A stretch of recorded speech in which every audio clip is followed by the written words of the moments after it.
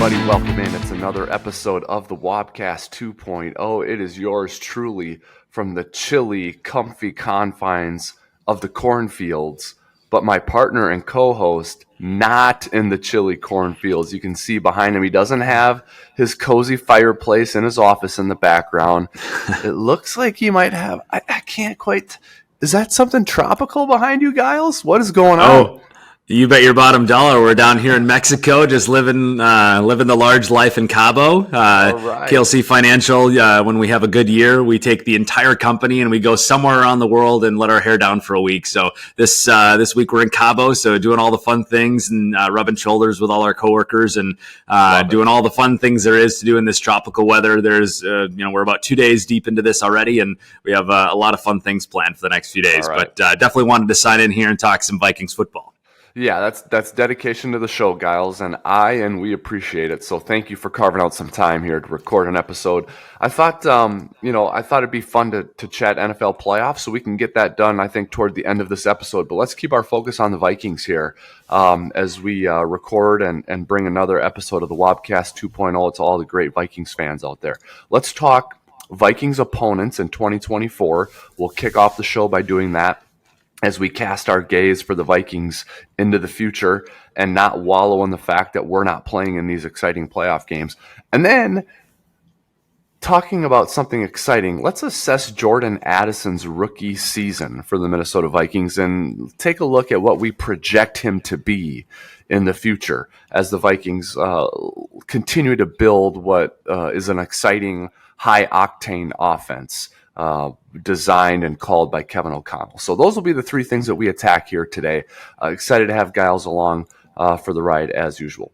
Gyles, let's start with our opponents in 2024. All right. Now, the way the scheduling formula works with the 17th game is the conferences alternate who gets that extra home game.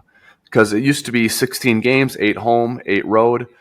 But now with 17, there's an uneven number, and so the AFC and NFC take turns having that extra playoff game and that or that extra regular season game, and then you play a team in the other conference in that game. So the NFC gets that home playoff game. So the good news is the Vikings are in the NFC. There's a 9th home game in 2024. The mixed news, though, is the Vikings are scheduled to play a game in London, and it's a home game in London. So the Vikings actually lose that extra home game to the international series, and they will play in London. Now, we don't know who they will play. We know probably a good 2 or 3 likely options of who it will be. So the other factors in this formula to consider, the Vikings finished in 3rd place in the NFC North, which means they will also play the 3rd place finishers in the NFC East and the NFC South for the rotation. So the Vikings will play the Giants, who finished 3rd in the East, and the Falcons, who finished 3rd in the South.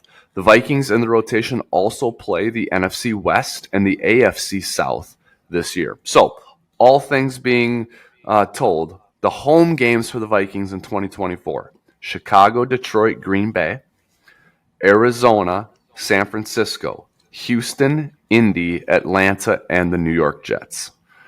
Road games in 2024: Chicago, Detroit, Green Bay, the Los Angeles Rams, Seattle Seahawks, Jacksonville Jaguars, Tennessee Titans, and the New York Giants. That is 7 games against 5 different playoff teams, 3 games against teams with new head coaches, Atlanta, Seattle, and Tennessee. And then I have another one that I want to get to as well as we look at the quarterbacks that the Vikings are slated to play in 2024. But that's the breakdown of the home and away opponents. We'll dig into it here, Gyles, but first, your initial thoughts on that slate of opponents in 2024. I think it's time to book our tickets to LA to go to the Rams game. We got to go check out SoFi Stadium. I think let's put it in rubber stamped here. So 100% excited for that game. But ultimately, it is kind of an interesting schedule, both home and away, like usual. But I do think this is going to be a relatively difficult schedule. I think some people may look at this at a first pass and say, no, there's a lot of beatable teams. And although that might be true in some veins, there are a lot of good teams on this schedule. But more importantly, I think there's a lot more emerging talent in this schedule. I mean, going into this past offseason in 2023, people would have looked at the Houston Texans as a complete gimme game. And I feel like they obviously had a great season this year, although it did not end the way that Houston wanted it to. They are hitting their stride, and I think give them another offseason to add more weapons to their set. And I think the Houston Texans are going to be entering a dynasty period considering what they have in CJ Stroud. So Texans obviously going to be huge. When you look at even the Arizona Cardinals, I mean, they were potentially one of the worst teams in NFL this year. One of the guys on our trip here, Bryson, he's a huge Arizona Cardinals fan, and he recognizes all the deficiencies. But at the end of the day, they have the best run game in the NFL. And I do think between that and Kyler Murray, I don't think it's completely outlandish for them to make a few changes in the offseason and have a good run in 2024. You have obviously the 49ers, you have the Falcons, the Jets. Like, those are teams that have had pretty significant injury or have had quarterback issues, and I think a lot of those things will be addressed this offseason. So when you kind of try to anticipate the strength of schedule, this could be a relatively difficult set of games going into 2024. Interesting way to look at it, Gyles. I immediately looked at quarterbacks and head coaches. Yep. And did they make the playoffs or not last year? And that was really sort of that's how I built a barometer for this. But I think you bring an interesting way to assess it as well when you take a look at the entirety of the roster and the arc that team is on. You know, every team is on an arc, right?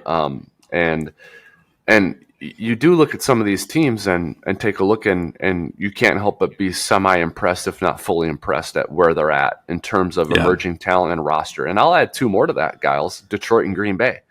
Yeah. I mean, you would call them either, in Green Bay's case, an emerging team. Yep. Detroit is probably peaking. Yes. At least this iteration of them is peaking with Goff. Yep. So that adds to the challenge and to the difficulty, the degree of difficulty there. So let's not forget Indianapolis in this one either, Gyles. I think, Richardson being hurt, you can fall asleep on them a little bit maybe. It looked like he was sort of going to have something special to him as well, and they're on the schedule. So what's interesting here is, which teams do you think, sort of the reverse of that, Gyles, which teams do you think are not bottoming out, but kind of bottoming out? New head coach and or new quarterbacks. Atlanta Falcons. Big players in the Bill Belichick sweepstakes most likely will have a new quarterback. Correct. Seattle Seahawks, new head coach for sure, perhaps new quarterback. The New York Giants, same head coach, Brian Daboll, but maybe a new quarterback. And then the Chicago Bears. What are they going to do? Justin Fields. They have 2 picks in the top 10. Are they going to stick with Justin Fields and build around him, or are they going to transition away from Fields? And do something new at quarterback there. So I think it's interesting to look at it from the quarterback standpoint. And then lastly, Aaron Rodgers comes back to US Bank Stadium, assuming that game is at US Bank Stadium and not in London. So kind of interesting to look at it, like, who are you playing from a quarterback standpoint? And it's an interesting set of characters for the Vikings in 24.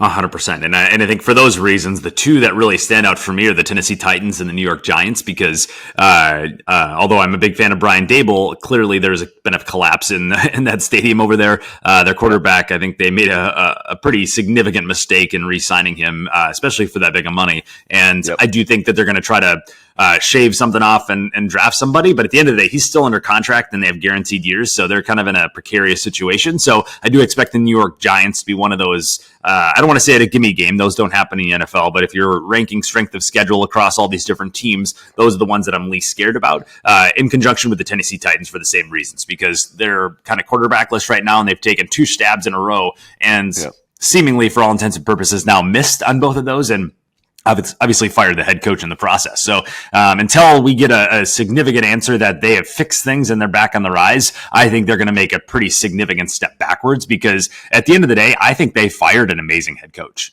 I really do. I think they clearly missed on quarterback and clearly they wanted somebody to pay. But I think he's a great a great coach. And I think that's going to be reflected when it comes to that team, because the Tennessee Titans were the number 1 seed not that long ago. And they've always been relevant when they've had had a decent somebody under center. So I do expect between the Tennessee Titans and the New York Giants for those to be the easiest on the schedule. But when you look at every home game, whether it's London or not, there's a chance that all of those are very difficult games for us to win. I don't know. Yeah. So it's going to be good to go.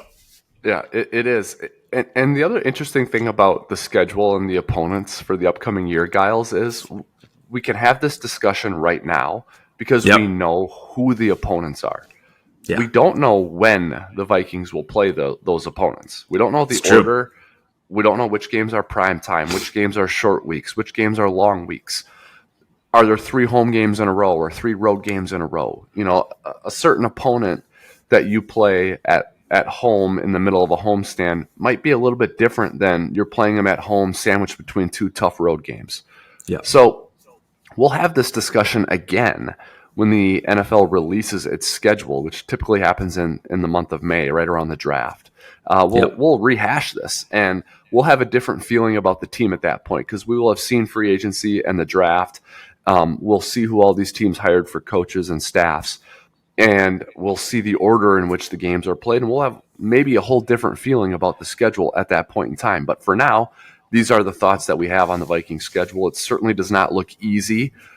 I don't know that it's the most challenging group of opponents you could have, but it's not simple.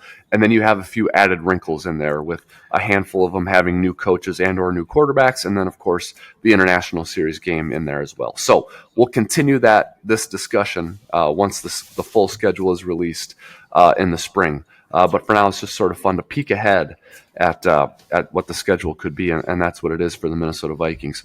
Speaking of peeking ahead, though, Gyles, let's take a look at Jordan Addison, the Vikings' sensational rookie receiver, and peek ahead to what we think he could be for the Minnesota Vikings, using what just happened in the past calendar year to inform those projections. So, taking a look at Jordan Addison, Gyles, I know it's a player that surface level, first pass, as you term it, hard not to be excited about this guy. With the way he was able to help the Vikings offense in 2023 and with the opportunity that he'll be afforded in 2024, it certainly is a draft pick that you would say they hit on, as far as you can hit on a draft pick in his first year. Taken number 23 overall in the 2023 NFL draft out of USC, also played at University of Pittsburgh. It looked and sounded to me, Gyles, like Kevin O'Connell was a big Jordan Addison guy. Yeah, I know that you and I both saw the video that the Vikings and the NFL put out when he was drafted, and swag in the room. Yep. if you read between the lines and notice some details and some nuance, you can sort of tell when if teams are truly excited about what happened and who in the room is particularly excited. Yeah. And I definitely got a sense that the Vikings, and particularly Kevin O'Connell, they were excited when they were able to draft Jordan Addison. And I believe that you got that same sense because we both saw that same video.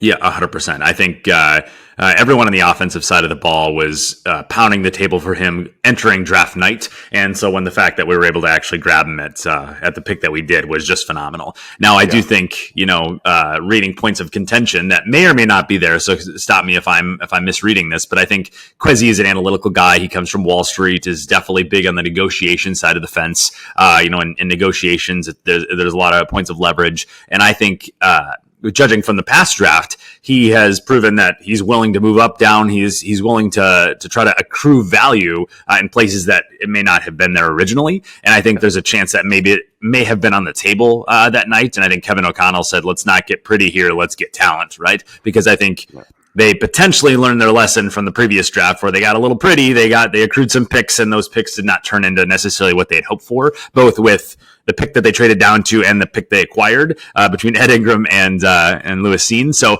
ultimately, I'm really excited that Kevin O'Connell's influence played out there, because at the end of the day, when you're building a team around your schematics, you want your head coach to be fully bought in with who you're getting. You don't want to just like, oh, I guess I'm okay with him. You want someone that you're pounding for the table so you can truly run with it. Now, when it comes to Jordan Addison, I think this is the prime candidate to take a massive step forward in their second year. Because when you look at Jordan Addison. He is one of the smallest receivers you'll see. Like even when you go on training camp and see him out in the field, he's a tiny dude. He is a small guy.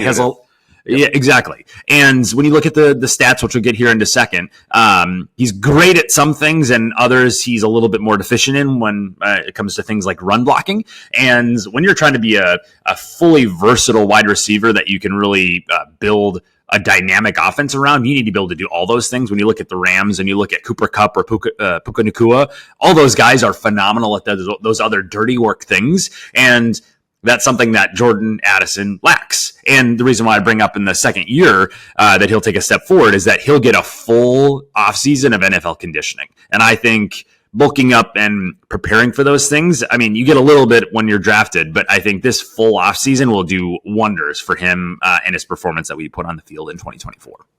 Yeah, interesting viewpoint on that, Gyles. You don't want...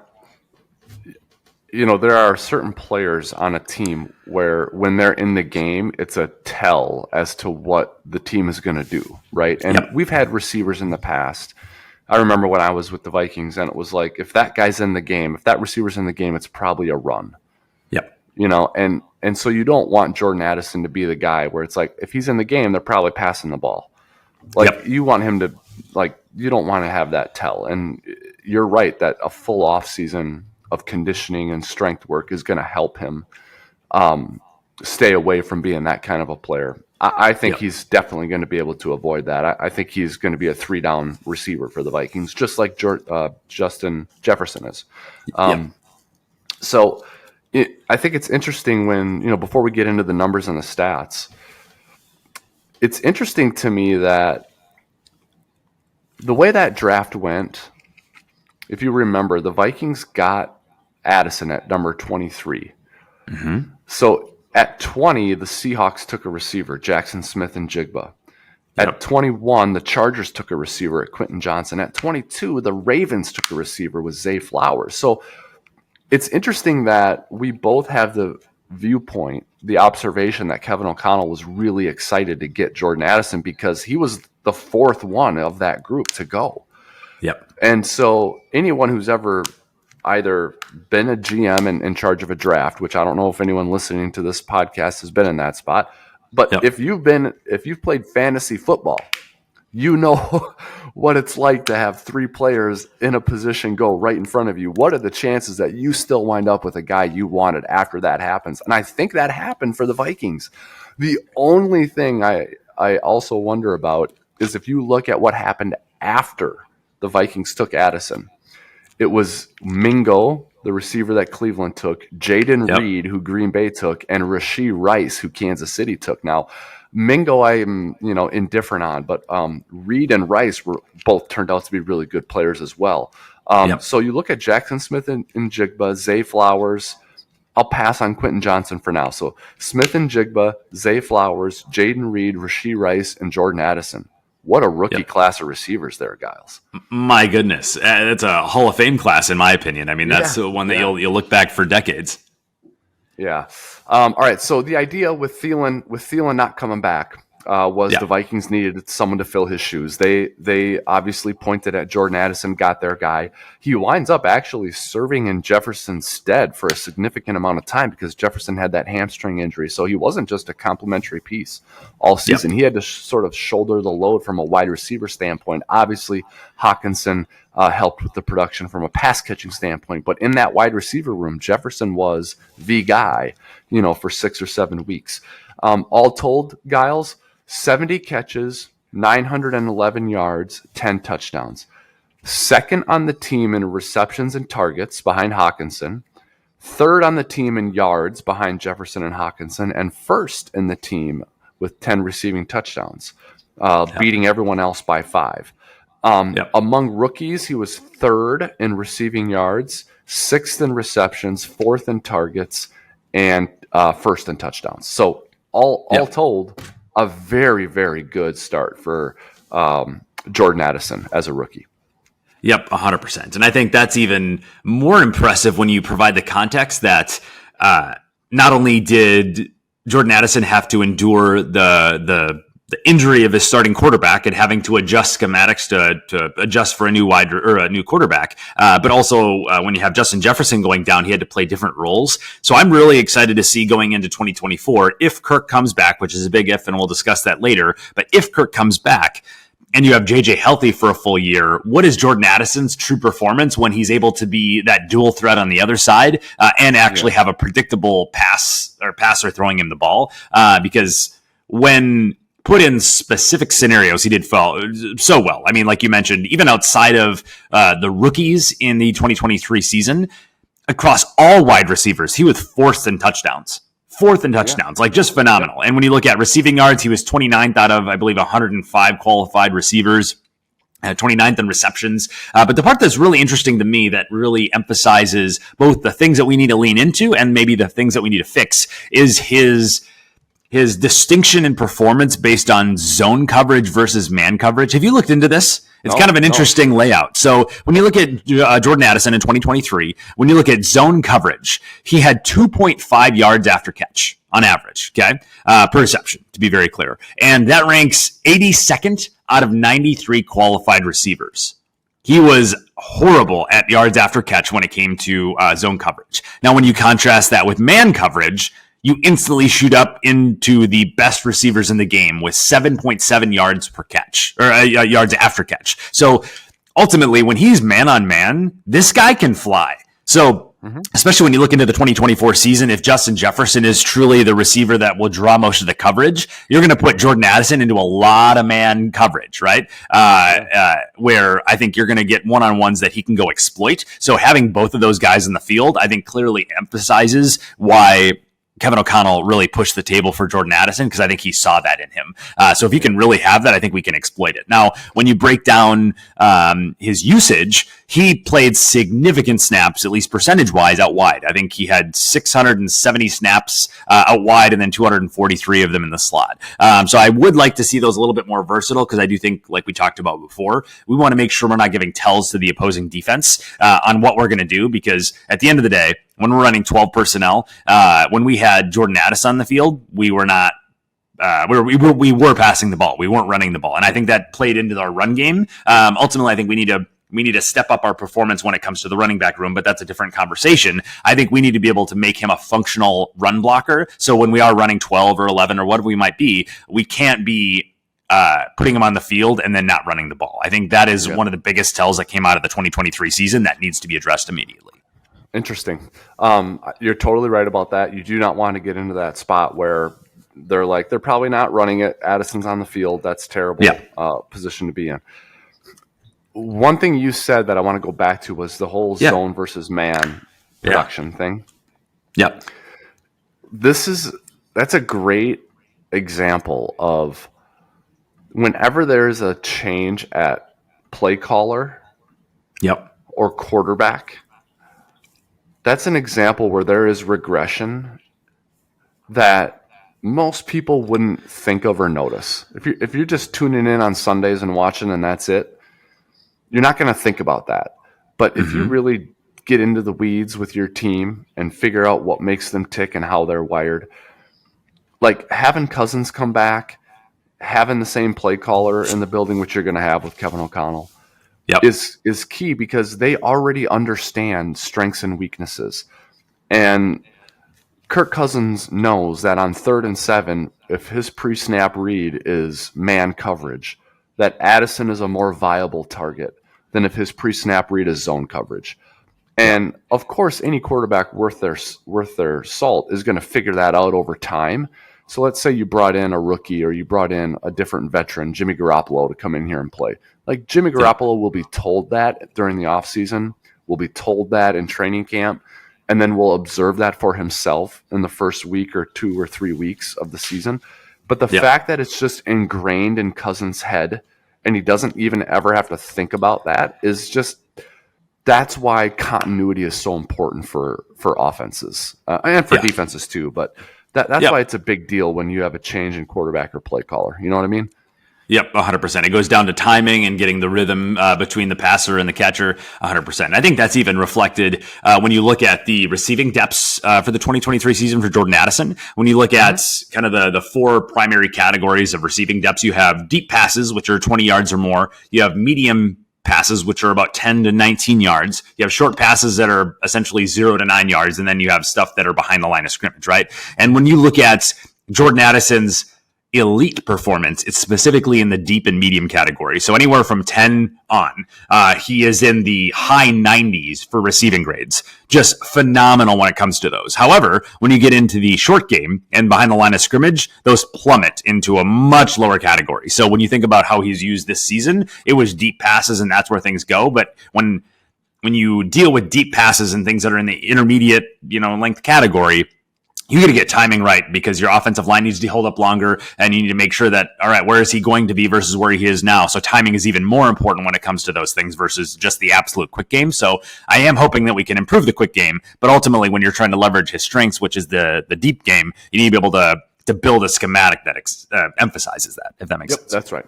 Not everyone can be great at everything all the time. We all know that, but you want to stay away from being bottom of the barrel at anything. And I think that's what you're trying to guard against that happening with Addison when it comes to production versus zone and when it comes to, his ability to perform as a run blocker. So I think you've really identified, we're going to throw flowers at Jordan Addison here all day long. He had a great rookie campaign, very excited about his future.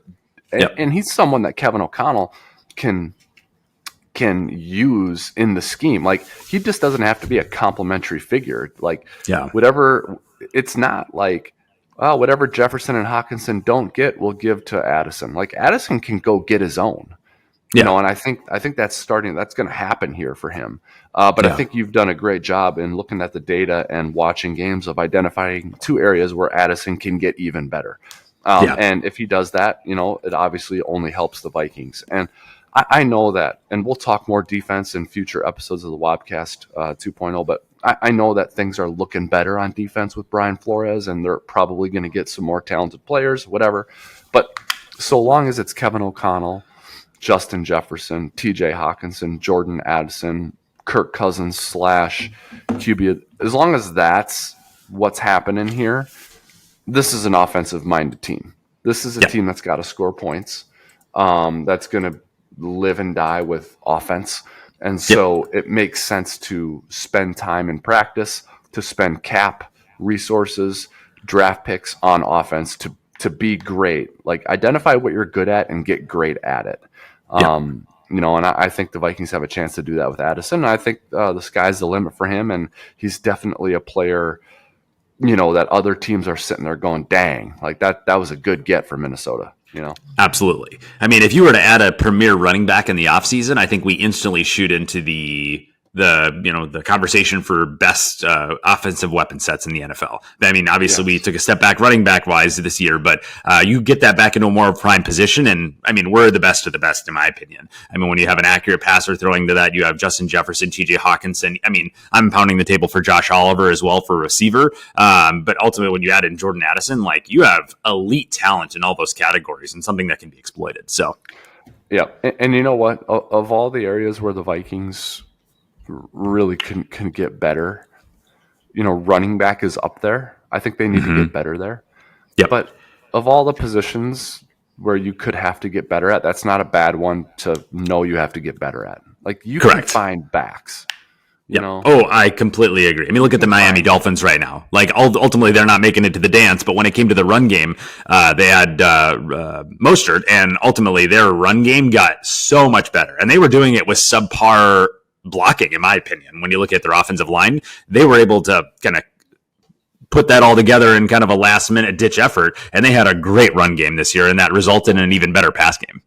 Yep, exactly. So, all right, and you know what, the whole running back thing, that's a whole episode unto itself, right? We can dedicate an episode or two to what the Vikings should do at running back. And we'll do that in future episodes of the Wobcast 2.0. But we wanted to spend the bulk of this one talking about Jordan Addison, and as we said, shower him with praise and throw flowers at him for a great rookie campaign by Jordan Addison. Very excited to see what the future has in store for him and this Vikings offense. All right, before we get out of here, Gyles, let's talk playoffs.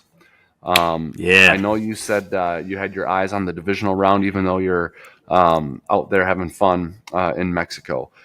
So 4 games, nothing like super shocking. Still good drama, good games, but nothing that really surprised us. I thought Baltimore. We talked last week. I gave Houston, a shot at winning that game, and they looked good through halftime, but Baltimore throttles them in the second half. And the MVP is a regular season award, but you can't help but think about it while you're watching the playoffs. And with what Lamar Jackson just put a stamp on it there in the second half of the divisional round. He's going to be a handful for the Chiefs to figure out in the AFC Championship game. But very impressive performance by Lamar Jackson and the Baltimore Ravens in the second half. Very cool to see Jim Harbaugh there cheering on his brother John after John came to the national championship game to cheer on Jim. San Francisco then edges Green Bay in a thriller on Saturday night to finish the Saturday of playoff action. A crucial mistake by Jordan Love late in the game mars what was a very exciting game and a very good finish for the Packers this season. So those 2 games, Gyles, anything that stands out to you in those 2 finishes? Yeah, no, it was really exciting because down here in Cabo, they have sports screens everywhere, absolutely everywhere. So I saw every one of the games. It was great to watch it with all the coworkers, and we have a lot of Packers fans. So unfortunately, we had a lot of people hanging their head low for a bit. But ultimately, love to watch football, and I will say I was kind of rooting for the Packers.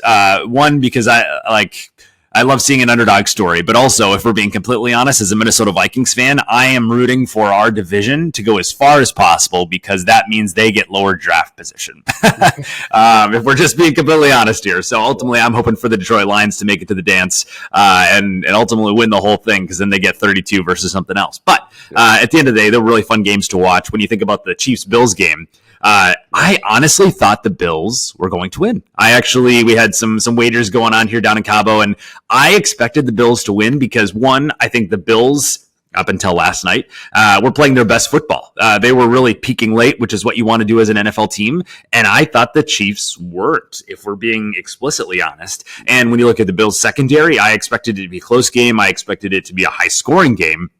But ultimately, I thought the Chiefs are going to get aggressive late in the game, maybe throw a pick, and then the Bills will take it away. And it was close. And ultimately, Mr. Tyler Bass bastardized the entire city of Buffalo. Unfortunately, I think he's going to be hated for a little bit. That was a bad shank. So I was in a sports place with a bunch of Bills fans, and they were quite distraught for quite a while. So unfortunate to see. I thought Jim Nantz had a great call of that. I don't know if you could hear audio of the game, but Jim Nantz said something to the effect of wide right. Those 2 words come back to bite Buffalo again. Referring to, right. So I thought that was a great call by Jim Nantz. Bad weekend for kickers in general. Yeah, no kidding. I look at that. It was very cool to see that game, Gyles, Chiefs-Bills, unfold that way, though, because so often in life, great anticipation happens, and then it doesn't live up to the anticipation. But that game totally lived up to what we all hoped it would be. It was the last playoff game of divisional round weekend. Can't wait to sit down and watch this game. A lot of people probably had plans and were busy over the course of a weekend, but that late game on Sunday, you're going to get to sit in front of the TV and watch it, and you hope it's a good one, and it's Allen and Mahomes. And the royalty of the Chiefs and the AFC over the last, 8 years against an upstart Bills team that came from out of nowhere this year. I mean, it just totally lived up to the hype. It was a great game to watch. Yeah, there were some mistakes. Diggs dropped a deep pass, and obviously the missed field goal. And I thought there was some other things there, some other misdeeds that were mistakes, but it was still a well-played game, and the drama was high. You had Jason Kelsey hanging out of a suite with his shirt off, pounding beers. I mean, it was awesome, man. It was football nirvana, right? So very cool game to watch. I thought that Lions-Tampa game, man, I thought Tampa screwed up some game management things. Oh my gosh, I'm glad you brought that up. Seriously. Yeah, I just, not calling timeouts at the end of the game. I thought they should have called a timeout before the 2-minute warning. Agreed. There was a 4th and 1 that they didn't go for it, where I thought they should have went for it. They tried a really long field goal instead of trying a 4th and 5. I just thought there were some things there that they really kind of screwed up. I do like that they went for down 14, score a touchdown to go down 8. I love going for 2 there. I think the math works out in your favor there. So they got that right, but there were some other game management things that just weren't very good. But really, the Lions' run continues. Let's transition into predictions here and start with Detroit-San Francisco, which is actually the last game on Sunday. The AFC game is first at 2 o'clock Central. The NFC Championship game is at 5 or 5:30 Central. It's Detroit at San Francisco. San Francisco is a 6.5-point favorite. I'll just cut to the chase. I think Detroit's going to win. I do too. You do too? Yeah, I do too. And it's not about a matchup. It's not about Debo being hurt. It's not about is Brock Purdy good or not. It's not about any of that. It's just about peaking at the right time. What's the aura? What's the momentum? It feels like, it's Detroit's year. And then when I look at it from a schematic or an actual matchup standpoint, if San Francisco had a hard time with Green Bay, they're really going to have a hard time with Detroit, because Detroit is better than Green Bay clearly right now. Yep. By a wide margin, I completely agree. When you look at their lines, I think there's going to be a clear struggle bus. Now, I think the 49ers have a pretty elite defensive line. They're good at getting pressure, but the Detroit Lions have the best offensive line in football. I mean, Mr. Decker reported, and Frank Ragnow. I mean, those guys are the meanest guys in the NFL. Those guys are big, hairy men that protect the quarterback, and I think that's going to be a tough thing for the 49ers to consistently get across, and it's reflected in their run and their pass. I mean, they have weapons at every position. Now, up until maybe a few weeks ago, I thought the only deficiency for the Lions was simply their secondary, and I feel like they're starting to get better in that category. There's injuries that have kind of gone away now, so I think they're hitting their stride. They're getting healthy all at the right time. Like, this is their year, right? Now, just as a football fan, let's go for it. As a Vikings fan, you never like to see your rival, make it to the dance, but go for it. They've had 50 years of drought. Might as well dip in for a little bit. Yep. The AFC game, Kansas City at Baltimore. I believe it's 6 straight AFC Championship game appearances for Kansas City. Unbelievable. Yep. It's a big deal. Yeah, it's a special quarterback matchup again with Mahomes, who's sort of been the standard for the last decade, against Lamar, who's going to be the MVP this year and is sort of kind of feels like this is his turn. I think it's cool that the Harbaughs are looking to do something special again, both potentially winning titles. But to me, Baltimore has a little bit of team of destiny to them. It's got that team of destiny feel right now, and I give the edge to Baltimore here. I think both teams have a good defense. This is the best defense Kansas City has had under the Patrick Mahomes, Andy Reid era. Definitely number one. Spagnuolo is doing a great job. So I think defensively it's about even. I think Baltimore's got a great defense as well. On offense, I think peak Chiefs offense is a good matchup with Baltimore's offense right now. The problem is we don't see peak Chiefs offense much right now. It's just doesn't quite seem like itself, and that's going to probably hinder them quite a bit on Sunday. So I give the edge here to Baltimore. I expect to see Baltimore win this game at home and then go and play Detroit in the Super Bowl. What do you think? I completely agree. I think the Ravens wins hands down. I think they are maybe the best team left standing right now across all 4 teams, if we're sharing a prediction here. I do think the Lions are going to make it to the dance. So I do predict a Ravens-Lions Super Bowl here. I think I predicted a while back, you might remember I was picking Ravens 49ers. But now looking at that matchup, I'm going to revise. I think it's going to be Ravens-Lions. Now, what happens when those two make it to the dance? Who wins? That's going to be a tough matchup because both of them are stout. They're all playing their best ball at the right time. I think if you're looking at competitive edges, I think the Ravens have maybe a more superior advantage considering they have John Harbaugh and Dan Campbell doesn't have significant experience late in playoffs. I think, that's not necessarily a reason they'll lose, but I think, that could be exploited potentially by Harbaugh. I think when I look at coaches in the NFL, if they are able to kind of saying in maybe similar footing through the first half, I think John is the best coach in the NFL at adaptation when it comes to second half adjustments. And I think that is an area where Dan Campbell is not great at it. And I think that's where it's going to give the Ravens the competitive advantage. Interesting. I think if I look at that matchup, the reason I would slide toward Baltimore and feel pretty good about it is I think that the way Detroit's defense plays, it basically asks Detroit's offense to not be perfect, but it asks Detroit's offense to. I mean, Detroit scored 3 touchdowns in its last 3 meaningful possessions last night. Yep. And if they didn't do that, they might have lost the game. And you can get by doing that for a little while, but if they get by San Francisco doing that, I don't think they can get by Baltimore that way. Baltimore's just too good on offense, and they've got that X factor of Lamar and being able to run or pass, that dual threat. And so I think it'd be too much for Detroit to handle in the Super Bowl. And I would probably end up picking Baltimore, but we'll cross that bridge when we get there, right? You never know how you're going to feel about a game until you're at that game. I never would have imagined I would have taken Detroit to beat San Francisco in an NFC title game, but I am doing that. So, we got to wait and see how the games unfold before we make a prediction. Either way, you look at the 4 teams left, we're going to have a damn good Super Bowl, which is awesome. We're not going to have any flukes in there. We all love a Cinderella story, but there are no Cinderella stories here. There are no flukes here. These are 4 very good teams who deserve to be there, and I cannot wait for Championship Sunday. And Las Vegas come Super Bowl time is going to be absolutely lit. I was just there. They were setting up all the signage and stuff. It's going to be a good time. Yeah, absolutely will be. It was a good time talking football today, Gyles.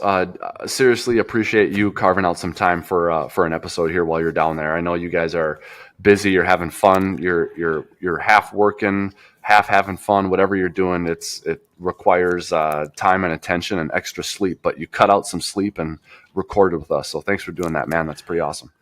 Yeah, absolutely. Time for a little morning walk on the beach with maybe a little coffee, and then we're going to do some hang gliding or go do some racing with UTVs. We'll see where we go. Awesome. Can't wait to hear more about it in the next episode of the Wobcast 2.0. We'll be back next week as we look to talk more Vikings and more NFL. We'll break down what we saw on Championship Sunday, and maybe there'll be a Vikings headline or two in the news that we can break down and discuss as well. Also, stay tuned for some additional content coming from us. We're going to try and do some daily content for you all, so look for that on YouTube. That's where you can like, subscribe, and follow the Wobcast 2.0. We're on YouTube as well as Google Play, Spotify, and Apple Podcasts. So lots of places to find us. We hope you do it. We appreciate you being with us on this episode of the Wobcast 2.0. On behalf of Gyles, this is Wobby signing off for now. Until next time, Skol Vikings.